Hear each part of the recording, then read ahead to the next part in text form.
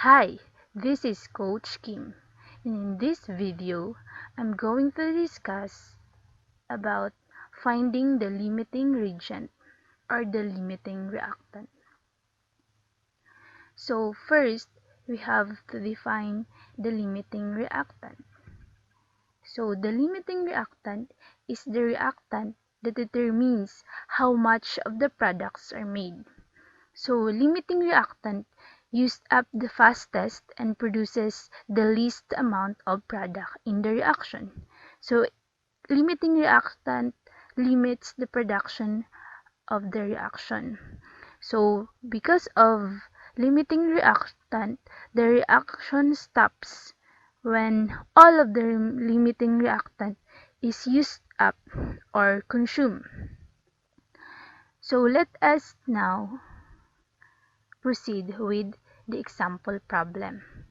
So for this example, we have here what is the limiting reactant when 2 grams of P4 or phosphorus and 1.5 gram of oxygen react. We have the chemical reaction here in which P4 react with 5 oxygen, which results to P4O10. So we have here the first step. The first step in finding the limiting reactant is to determine the balanced chemical equation for the chemical reaction. So in this case, this is the chemical reaction from the previous example. And according to the first step, we have to determine the balanced chemical equation. So this is the chemical reaction. Okay, let's find out if this chemical reaction is balanced. We have here 4 phosphorus, and in the product we have also 4 phosphorus. How about oxygen? So we have 10 oxygens here. 5 times 2, we have 10. How about in the product? We have 10. So that means that the given chemical reaction is already balanced. But take note that when the chemical reaction is not balanced, you should balance first. For the second step, we have to convert all given information into moles. So from the given example, we have 2 grams of P4 and 1.5 grams of O2 or oxygen. So we're going to convert this information into moles. Let's convert first the 2 grams of P4. 2 grams of P4 times this conversion factor. So paano natin nakuha tong 123.88? So this 123.88 is the molar mass of P4. Paano makukuha ang molar mass ng P4 or ng compound? By getting the atomic number or atomic mass of P or phosphorus. The atomic mass of phosphorus according to periodic table of elements is 30.97.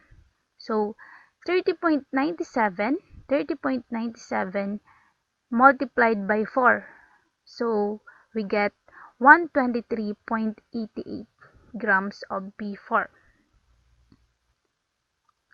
So let's cancel this out and this one.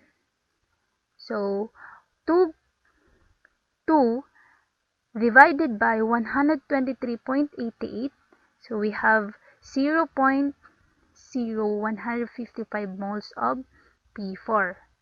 How about oxygen? We have 1.5 grams of oxygen times the conversion factor, this conversion factor. So ito nga, paano nga ito nakukuha?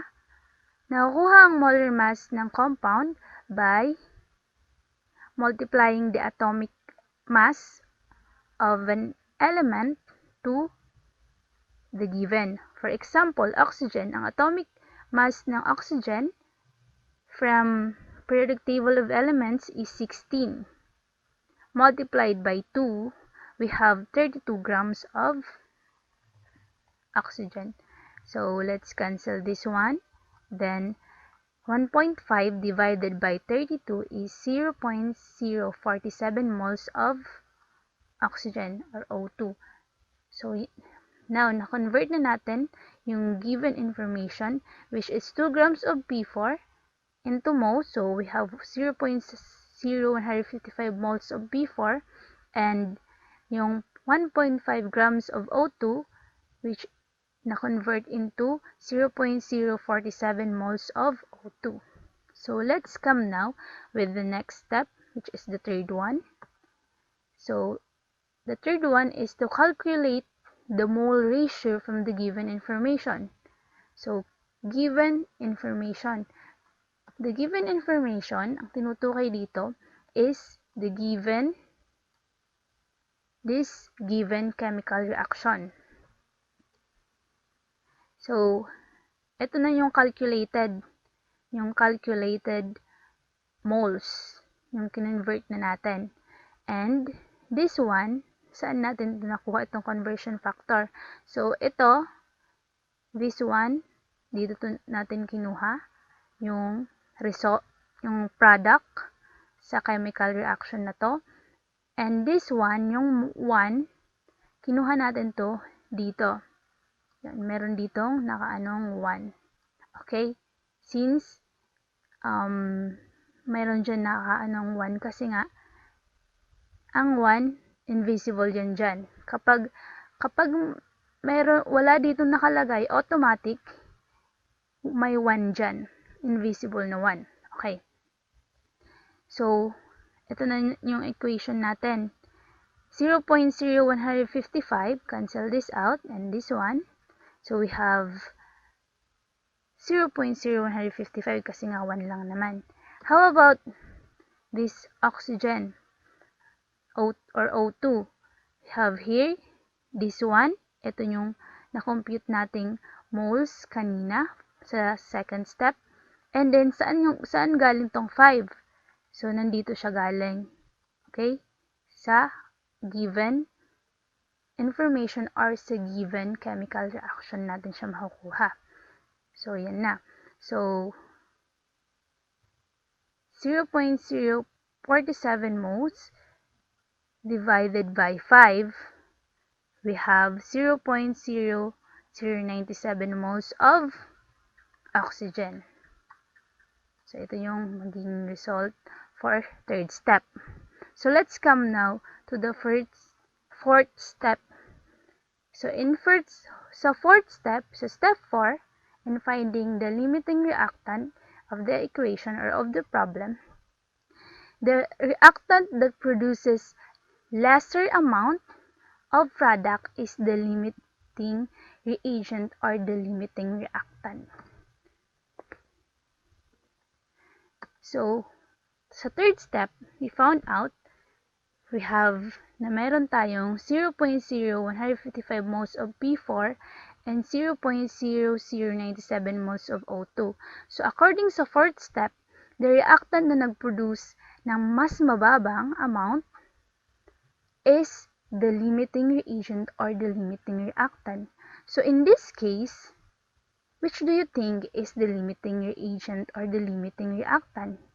The lesser one, which is the oxygen. So, now, we have the limiting reactant, which is the oxygen. So, nakuha na natin yung hinahanap natin. Pero, kung gusto pa natin makuha yung excess reactant, we have the fifth step, which is the reactant that produces a larger amount of product is the excess reagent. So, in this case naman, which do you think is the excess reagent? So, larger amount. So, larger, the P4. So the excess reagent is the P4, which because it is larger than the moles of oxygen, which is our limiting reactant. So that's all. Thank you for listening.